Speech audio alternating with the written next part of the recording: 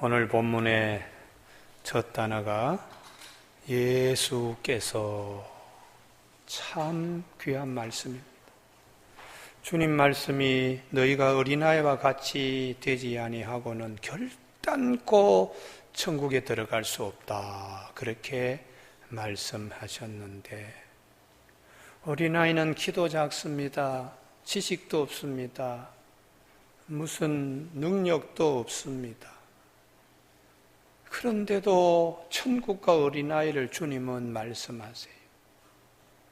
어린아이가 어른보다 더 나은 것 한 가지가 있는데, 그것은 마음이 때묻지 않았다는 것이, 순수하다는 것입니다. 배고프면 배고프다고 울지 배부른 채 하지 않습니다. 배가 부르면 그 자리에서 만족하고 일어나지, 음식을 가방에 싸서 내일 일을 걱정하지 않습니다. 어린아이는 하나님의 마음으로 순수하기 때문에 감정도 살아있습니다. 그래서 웃을 때는 웃고 울 때는 우는 감정이 살아있습니다. 그것은 마음이 굳어있지 않다는 뜻입니다. 우리가 성경을 대할 때도, 하나님 말씀을 대할 때도 마음이 살아있어야 됩니다. 마음이 때묻지 않아야 됩니다. 마음이 순수해야 됩니다. 그래야 하나님의 음성을 만날 수 있고 들을 수 있고 볼 수가 있습니다. 모든 성경은 하나님의 감동으로 된 것으로 교훈과 책망과 바르게 함과 의로 교육하기 유익하다고 디모데전서 3장 16절에서 말씀하고 있습니다. 하나님 말씀을 기록할 때에 그분의 감동을 읽는 우리도 체험해야 되고, 하나님의 감동으로 사로잡혀서 그 말씀을 기록한 그들처럼 하나님의 감동으로 내가 은혜를 받아야 한다. 이게 성경이 우리에게 말씀하시는 거예요. 오늘 본문은 이렇게 시작되네요. 13절, 예수께서 다시 바닷가에 나가시네. 예수, 이 말씀만 들어도 감동이 되어야 됩니다. 성경을 기록할 때에 예수님 이름만 나와도 감동이 되어서 한 줄 한 글자를 썼으니까요. 우리가 좋은 그림이 있습니다. 화가가 감동이 되어서 풍경도 그리고 꽃도 그리는데, 보는 사람은 그냥 지나가면 화가의 감동으로 그림을 보지 못하니까 그냥 슬쩍슬쩍 지나갑니다. 시를 읽을 때도 시인을 사로잡는 감동, 영감이 시인을 흔들어서 시를 쓰게 했는데, 그 감동에 내가 사로잡히지 않으면 시인의 시세계, 예술론, 철학 이런 것들을 전혀 만나지 못하지. 그래서 구약 성경을 기록할 때 서기관들은 당시에 다 하나씩 뺏겼으니까요. 그거 뺏길 때에 여호와, 야훼라는 네 글자가 나오면 가서 모욕을 하고 정성된 마음으로 그분의 이름을 쓰고 다음을 뺏겼습니다. 그리고 서너 줄 쓰다가 다시 또 하나님의 이름이 나오면 가서 손을 씻고 와서 다시 그 이름을 썼습니다. 얼마나 귀한 이름이기에, 얼마나 아름다운 이름이기에 감동이 되어서 그분의 이름을 이렇게 쓸 때는 모욕을 하든지 손을 씻든지 왔어요. 우리나라도 성경 번역사를 보면 대두법이라고 있습니다. 초기에 한글로 처음 번역할 때에 하나님, 예수님 이름만 나오면 줄을 바꾸어서 다시 썼습니다.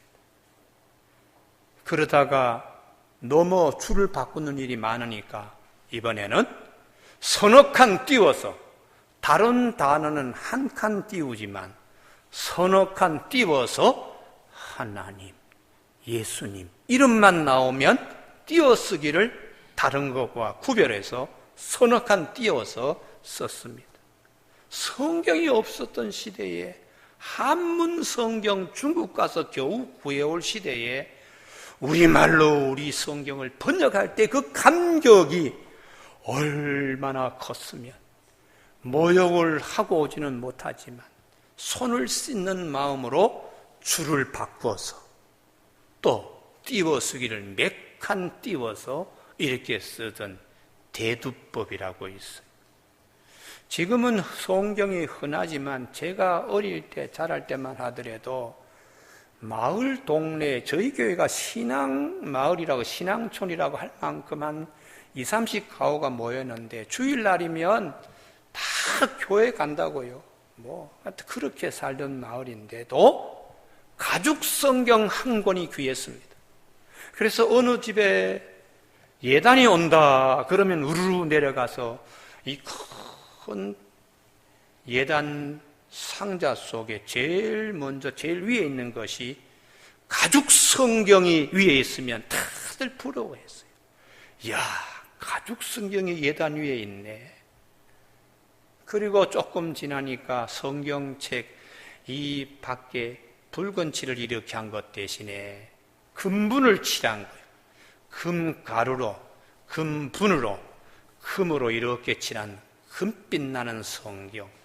그건 성경이 얇기 때문에 오래 보면 자꾸 안으로 말려 들어가지 말라고 금분을 칠했는데, 그거 보면서 아이고, 저런 성경 한번 가져봤으면, 그런 시대가 있었습니다.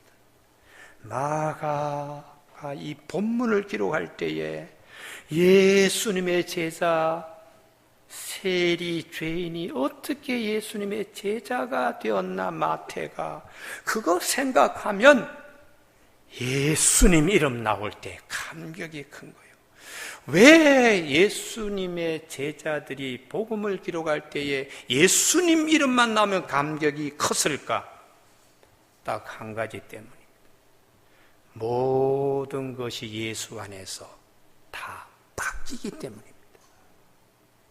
병든 자도 건강한 자로, 죄인도 의인으로, 귀신에 사로잡힌 자도 자유함을 얻고, 앞을 못 보던 자도 예수님 때문에 앞을 보게 되고, 가난한 자도 부하게 되고, 무식한 자도 유식하게 되고, 예수 안에서 모든 것이 다 바뀌기 때문에.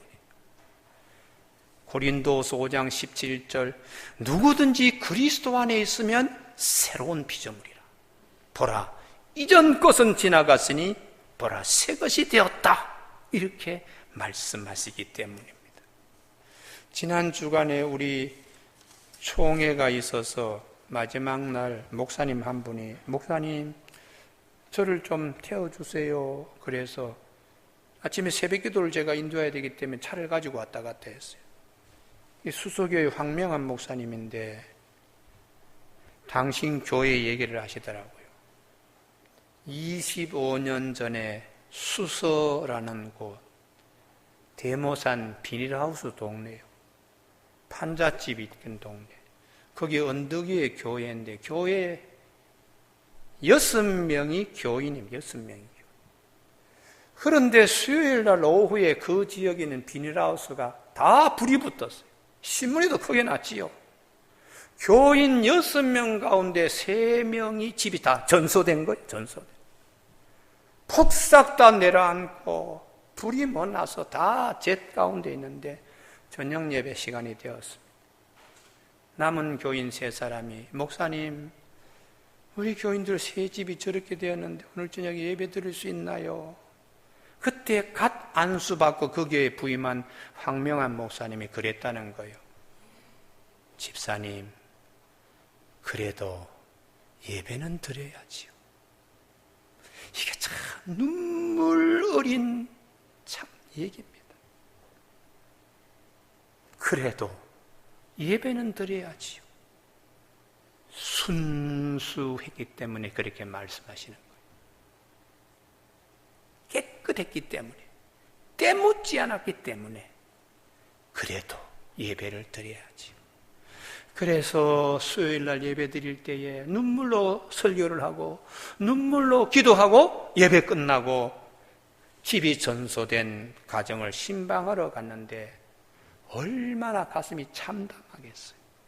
그러나 그날 저녁에 예수님 이름으로 기도한 기도가 25년이 지나서 지금은 대한민국 1번지의 강남구에 압구정동 부럽지 않는 가장 사람이 살기 좋은 수서집으로 바뀌게 되었어요.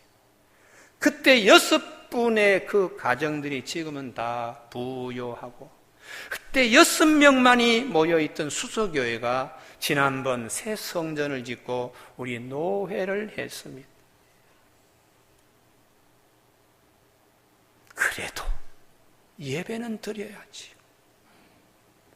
만물을 새롭게 하시는 하나님, 마가복음을 쓸 때에 13절에 예수께서 얼마나 감동이 밀려오겠습니까? 병든 자가 건강하게 되고 죄인도 예수님의 제자가 되었으니까. 17절, 건강한 자에게는 의사가 쓸데없고 병든 자에게라야 쓸데있느니라.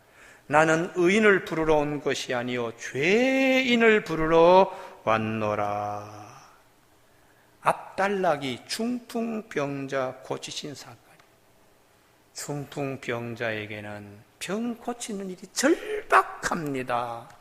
의원이 절대적으로 필요합니다. 어느 누구도 중풍맞은 그를 도와줄 수가 없었습니다. 당장, 금방. 지금도 현대의학이 발전되었는데 제일 겁나는 것이 뇌졸중 아닙니까? 딱 한 번 쓰러지면 그 다음에 인류병원 가더라도 당장 못 일어납니다. 몇 달 동안 재활해야 되고 몇 달 동안 관리해야 되고 더 병이 진전되지 않도록 멈춰야 되고, 인공위성이 별나라로 가는 이 시대에도 중풍병, 뇌졸중이 우리를 두렵게 합니다. 그런데 예수님께서는 내 상을 들고 걸어가라, 일어나서 걸어가라, 이 한마디에 중풍병자가 일어나는 것이, 그의 친한 친구, 예수님이 계시는 곳까지 지붕을 뚫고 내려가는 그의 친한 친구, 믿음이 좋은 친구들도 중풍병자를 고칠 수는 없었습니다. 예수님 앞에서 병든 자도 나음을 입고 안진뱅이도 일어나고 예수 안에서 다 변하는 거예요. 좋은 것으로 다 바뀝니다. 왜냐하면 그분이 하나님의 아들이시기 때문에 그렇습니다. 우리 인생의 삶에 있어서도 어둠에 갇혀있는 분들 계세요. 몸은 성한데 늘 불안에 쫓겨서 늘 근심 걱정에 빠져서, 이런 분들에게 하나님의 아들 예수 그리스도께서 모든 것을 다 바뀔 수 있으니까 얼마나 귀한지 모릅니다. 마태복음 4장 16절, 흑암에 앉은 백성이 큰 빛을 보았고 사망의 땅과 그늘에 앉은 자들에게 빛이 비추었다고 이렇게 말씀하세요. 마가 요한 자신이 또한 그랬습니다. 어릴 때에 어머님이 너 예수님 설교하는 데 가서 한번 들어봐라 하고 어린 마가 요한, 마가복음을 기록한 마가 요한에게 어머니가 가난한 자의 도시락을 싸줬습니다. 보리떡 5개, 물고기 2마리입니다. 변변한 가방이 있었겠습니까? 옷 속에 그냥 이렇게 품에 넣어가지고 갔는데 예수님께서 이 마가 요한 어린아이의 떡 5개, 보리떡 5개, 물고기 2마리로 5,000명을 먹이시는 거예요. 이야, 이런 기적이 있나? 어릴 때 그것을 봤으니까요. 그리고는 청년기에 이르러서 자기 집이 어떻게 쓰이는 걸 마가 요한이 봤습니다. 제자들이 늘 자기 집처럼 마가 요한의 다락방을 자주 오고, 예수님도 오셔서 제자들의 발도 씻어주시고 애찬식도 하고 선창식도 하시고 대제사장의 기도도 하시고, 그리고 예수님께서 부활하신 후에 승천하실 때 이 마가의 집에 다락방에서 오순절 성령이 임해서 예루살렘 교회, 최초의 신약시대의 교회가 이곳에서 시작되었어요. 지나간 세월을 돌아보니까 참 보잘것없는 자기가 이런 큰 성경을 기록할 수 있는 인물로 커져 있었고, 자기 집이 그렇게 바뀌어질 줄이야 마가 자신도 몰랐습니다. 예수 안에서 다 값진 것으로 바뀌게 되었으니까 예수 이름을 쓸 때 얼마나 감동이 되고 얼마나 감격에 사로잡혔겠습니까? 오늘 3부 예배 드리는 교우들에게 이 축복이 있기를 바랍니다. 할렐루야. 하나님, 저 마가의 감동이 오늘 나에게도 그대로 나를 사로잡는 감동이 되어 하여 주셔서 우리 가정에 이런저런 일들이 다 어둠에서 밝은 것으로 바뀌게 하여 주시옵소서. 성령님이 그렇게 오늘 본문을 보게 하시는 거예요. 우리나라에도 예수님 때문에 완전히 바뀐 사람이 있지요. 수없이 손꼽을 수 있는 그 중에 김익두라고 하는 사람이에요. 이 사람은 황해도 안악 출신인데 어떻게 그냥 싸움꾼입니다. 스스로 시비 걸고 폭행하고, 그래서 안악내들이 성황당에서 오늘 제발 김익두 만나게 해주지 않게 해주시오. 그리고 장보러 성황당에 가 돌 던지고 갔어요. 그날 김익두 얼굴만 안 보더라도 장을 잘 보고 왔다고 할 정도인데, 수알렌이라는 선교사 부인이 김익두에게 전도지를 줬어요. 그때 코를 확 풀어버렸어요. 그래서 이 서양 선교사 부인이 오늘 저녁에 그대의 코가 썩을 것이요, 이 한마디에 확 찔리는 거예요. 그래서 저녁에 찾아가서 스웨렌 선교사의 선교 집회, 부흥 집회한테 참석했다가 완전히 사람이 밤에 대굴두굴 굴렀습니다. 그래서 주먹 쓰고 남에게 참 그렇게 악한 일만 골라서 했던 김익두가 은혜 받고 신학교 가서 목사가 되어 1910년 그분이 목사 안수를 받고 전국 방방곡곡에 집회에 있는데 776회 2만여 회 이상 설교를 하고, 집회만 부흥회만 776회를 하고 150개 교회를 세웠어요. 그리고 그분이 부흥회에 은혜 받아서 200명의 목회자가 나왔는데, 그 중에 하나는 동아일보의 사회면에 김익두 이적의 기사가 거기에 3단으로 실렸어요.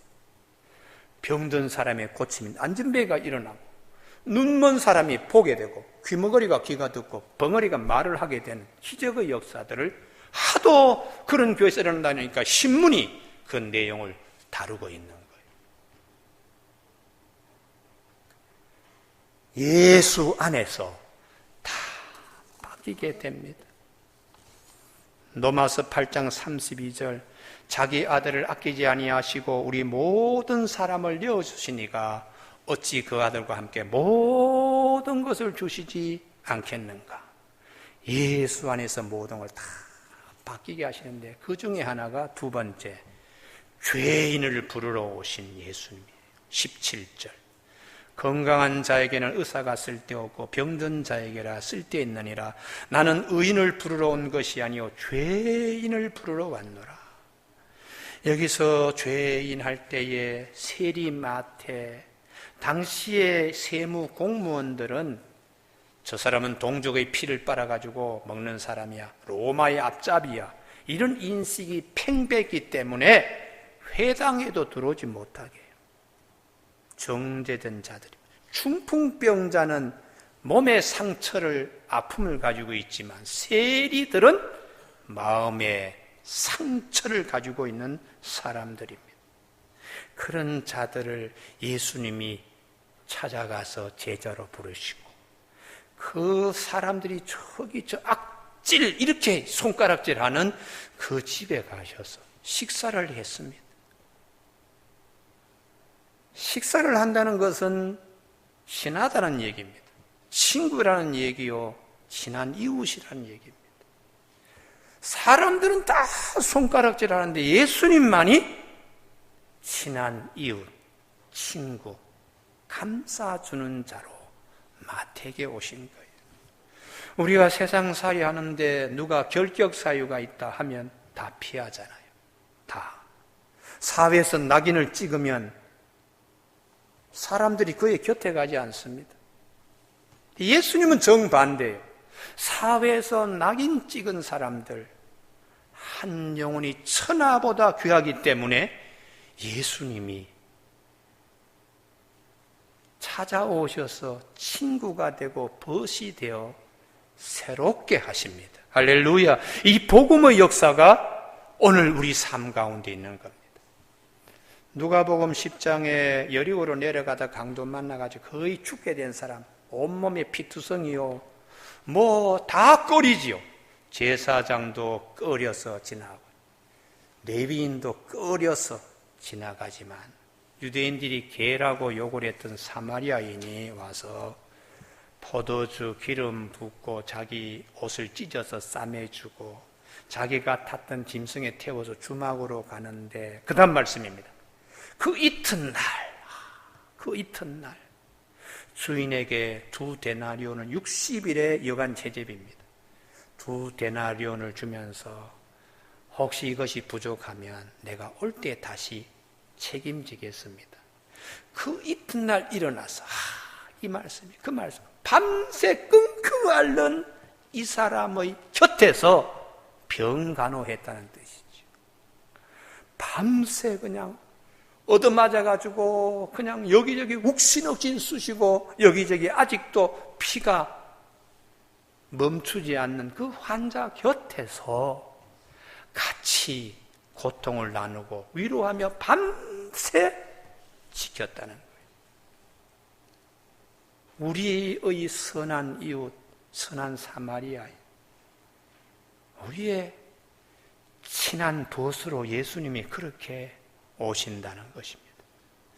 예루살렘을 가실 때에 사마리아하고 이 갈릴리 지역의 가운데 길을 가시다 일부러 문둥병자 10명이 있는 곳, 아무도 찾아오지 않습니다.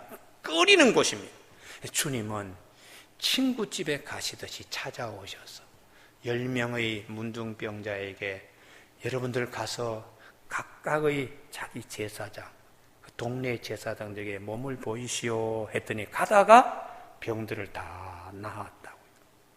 어느 누구도 문둥병자에게 가까이 오는 분이 없습니다. 혈병 걸린 여인, 귀신 들린 자 다 주님이 좋은 친구가 되어주셔서 건강한 자에게 의원이 쓸데없지만 병든 자에게 의원이 쓸데있듯이 나는 의인을 부르러 온 것이 아니고 죄인을 부르러 왔다. 그렇게 죄인을 부르러 와서 제자 마태로 하나님이 주님이 이렇게 세우시는 거예요.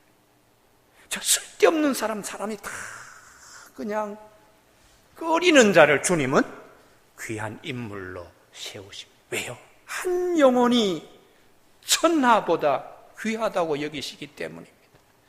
마태복음 21장 42절에 건축자들의 버린 돌을 모퉁이의 머릿돌로 세우시는 주님. 사람들이 다 저 사람 뭐 아이고 그러는데 시간이 지나서 기가 막히게 쓰임받네. 어떻게 저렇게 달라져? 예수님께서 그렇게 하신다는 거예요. 저 지역이 어떻게 저렇게 달라져? 시간이 지나면 예수 안에서 다 어둠은 지나가고 밝은 것이 다 되는 축복이 있습니다. 할렐루야. 예수님이 오셔서 하시는 사역은 왜 그럴까? 딱 한 가지입니다. 국률 사역 때문에 그래요. 불쌍히 여기시는 국률 사역 때문입니다.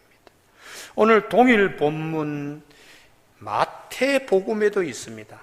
근데 마가복음에 없는 한 줄이 가운데 들어가 있어요. 마태복음 9장 12절은 건강한 자에게는 의원이 있을 때 없고 병든 자에게 의원이 있을 때 있느니라.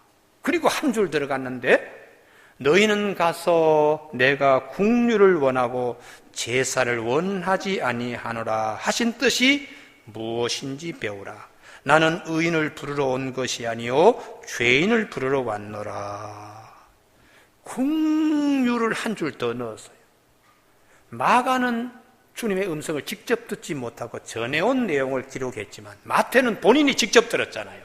그래서 마가복음 쓰여진 다음에 마태복음이 쓰여졌는데 마태가 요 한 줄 빠졌네. 주님이 나에게 직접 하실 때는 나는 국류를 원하고 제사를 원하지 아니하는다 그러시면서 의인을 부르러 온 것이 아니고 죄인을 부르러 왔다고 국류를 이 마태는 마태복음에서 말씀하고 있어요. 주님이 우리를 향하여 보시는 눈이 불쌍히 여기셨어. 교회 여러분, 이 은혜가 우리에게 크게 임하시길 바랍니다. 이게 사랑의 시작이에요. 사랑의 시작. 남을 불쌍히 여기는 마음. 남들은 다 저 사람을 싫어해. 저 사람이 안 된다고 얘기해. 그러나 그에게 가서 이웃이 되고 불쌍히 여기는 거예요. 사도 바울도 그러잖아요. 내가 이전에는 비방자요, 폭행자요, 또 박해자였으나 도리어 궁유를 입은 것은 내가 믿지 아니할 때 알지 못하고 행하였습니다. 그러나 내가 궁유를 입은 까닭은 예수 그리스도께서 내게 먼저 일체 오래 참으심을 보이사 후에 주를 믿어 영생 얻는 자들에게 본이 되게 하려 하심이라. 사도 바울이 정말 형편없었습니다. 예수 믿는 사람 잡아서 죽였습니다. 그리고 또 잡아서 죽이려고 하는 그 사도 바울을 아이고 철이 없어. 아직도 뭐가 뭔지 몰라서 저러지. 펄펄 뛰는 사도 바울을 주님이 불쌍히 여기셔서 슬쩍 이렇게 만지셨습니다. 빛으로 슬쩍 만졌더니 사도 바울이 그냥 길바닥에서 그냥 갑자기 쓰러져서 막 부르는 거예요.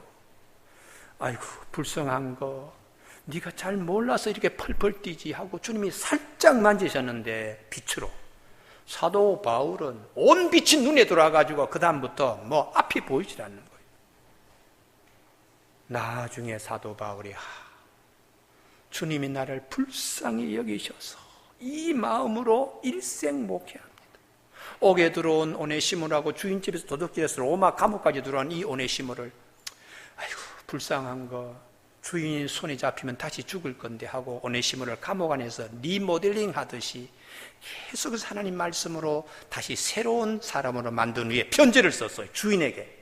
빌레몬 그대 집에서 도망친 노예를 내가 지금 데리고 있어. 내 감옥에서 새 사람 만들었어. 이제 돌려보내고 하려 할 때 불쌍히 여겨줘. 불쌍히 여겨서 좀 받아줘. 도적질하고 도망한 사람 사형시키는 제도가 있는데 그렇게 하지 말고 아들처럼 좀 받아줘.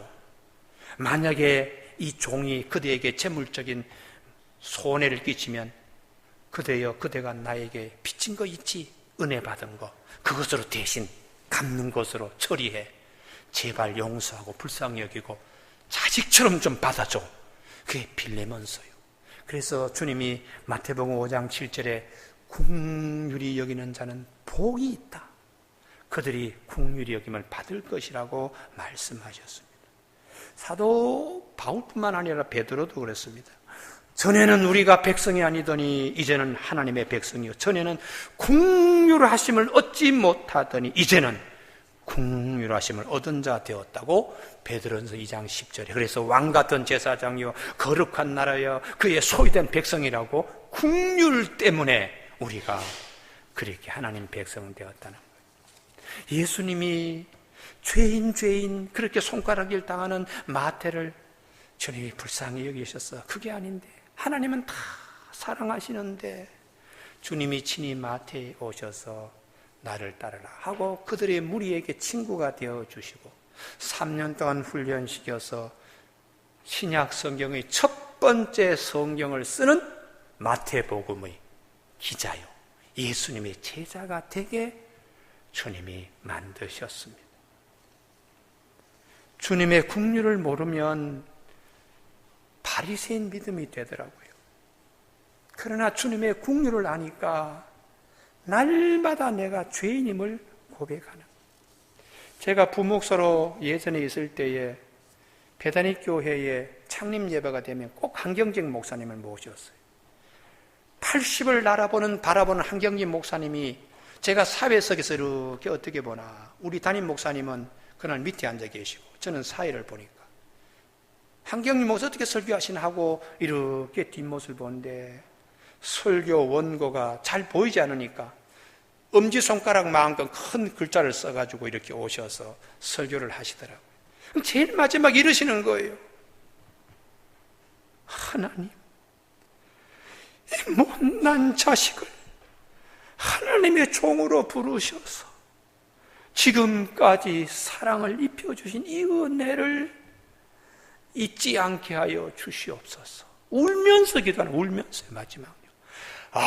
그걸 보면서 제가 뒤에서, 이야, 저 경지에 언제 내가 오를 수 있나? 저 경지. 내가 주님께 가까이 가면 갈수록 더 죄인임을 아는 거예요. 사도 바울이 로마서 3장 23절에 모든 사람이 다 죄를 범하였음에 하나님의 영광에 이르지 못하더니 그리스도 예수 안에 있는 속량으로 말미암아 하나님의 은혜로 값없이 의롭다 하심을 얻은 자 되었다고 말씀하십니다. 긍휼이 많으시고 긍휼이 풍성하신 하나님이 우리를 사랑하신 그 큰 사랑을 인하여 허물로 죽은 우리를 그리스도와 함께 살리셨고 너희는 은혜로 구원을 받은 것이라. 또 함께 일으키사 그리스도 안에서 함께 하늘에 앉히시게 될 것이라고 에베소 2장 4절 이하에서 말씀합니다. 오늘 이 가을에 주님의 긍휼하심이 있습니다. 우리를 불쌍히 보시는 주님이 계십니다. 죄인을 부르러 오시고 세리를 불러서 당신의 제자로 세우시는 우리 주님의 그 큰 사랑을 우리 모두가 이 시간 다시 한번 확증하는 우리 모두가 되시길 주님의 이름으로 축복합니다. 기도하시겠습니다.